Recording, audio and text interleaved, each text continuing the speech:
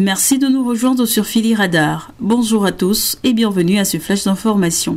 Les Mauritaniens ont commencé à voter samedi 13 mai pour choisir leurs 176 députés, 15 conseils régionaux et 238 conseils municipaux dans un triple scrutin test pour le président Mohamed Ould Cheikh El Ghazouani à un an de la présidentielle. Quelques 1,8 million d'électeurs se sont rendus aux urnes dans ces premières élections pour le président Ghazouani depuis qu'il a pris en 2019 la tête de ce vaste pays d'Afrique de l'Ouest. Reconnu comme l'un des rares pôles de stabilité au Sahel, région troublée par les attaques djihadistes. Un second tour est prévu le 27 mai pour la moitié des 176 sièges de l'Assemblée. Deux systèmes ayant cours en fonction du type de circonscription. 25 formations se disputent les élections législatives. Le parti de la majorité présidentielle, El Insaf, part largement favori puisqu'il est le seul à présenter des candidats dans toutes les circonscriptions, notamment en zone rurale. Face à lui, le parti islamiste Tawassoul va chercher à conforter sa place de premier parti d'opposition à l'Assemblée nationale. Une place que lui convoite le parti Sawab, d'obédience nationaliste arabe, qui profite d'une alliance avec le militant anti-esclavagiste Biramda, deuxième de la dernière présidentielle. Le gouvernement malgache n'a pas l'intention de procéder à une transition, comme certaines mauvaises langues le font dire. Pour la Grande Île, le gouvernement n'a qu'un agenda, qui est l'élection présidentielle. Lors d'un point de presse de la ministre de la Communication et de la Culture et porte-parole du gouvernement, Lala Tiana Rakoton, les informations selon lesquelles la présidence est acquise à une pareille disposition est un fake. Ces derniers jours, des intox ont circulé sur une éventuelle transition politique dans le pays avant l'élection présidentielle, mettant un ancien président de la République à la tête de cette transition. Il y a aussi la déclaration de l'ambassadrice de la délégation de l'Union européenne à Madagascar, Isabelle Delattre, lundi dernier, sur un soutien de l'Europe en cas de consensus entre le gouvernement et les acteurs politiques pour une transition.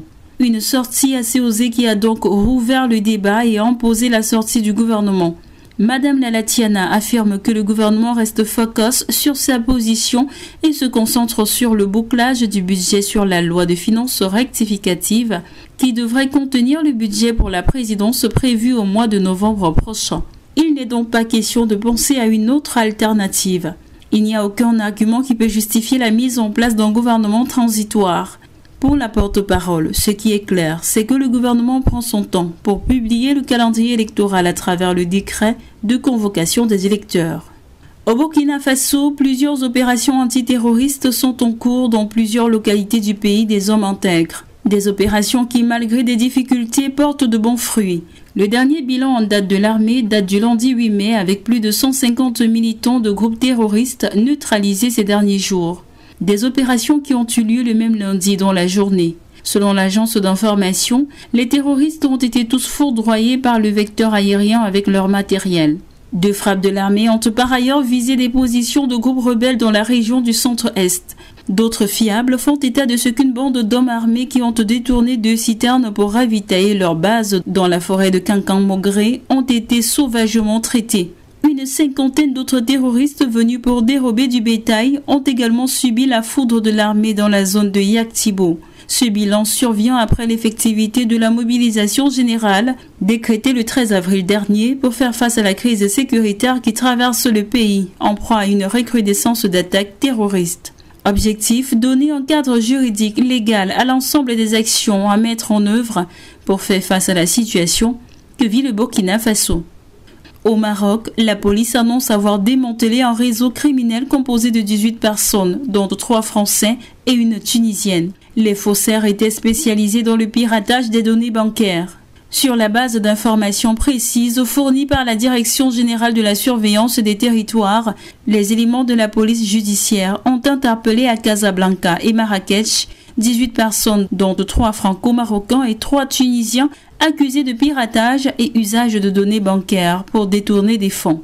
Les membres du dit réseau se faisaient passer pour des chargés de clientèle d'établissements bancaires, surtout dans des banques étrangères, afin d'entrer en contact avec des particuliers et leur soutirer leurs données bancaires. Ces données sont par la suite utilisées pour effectuer des transferts au profit des membres de ce réseau criminel, détaille un communiqué de la DGSN.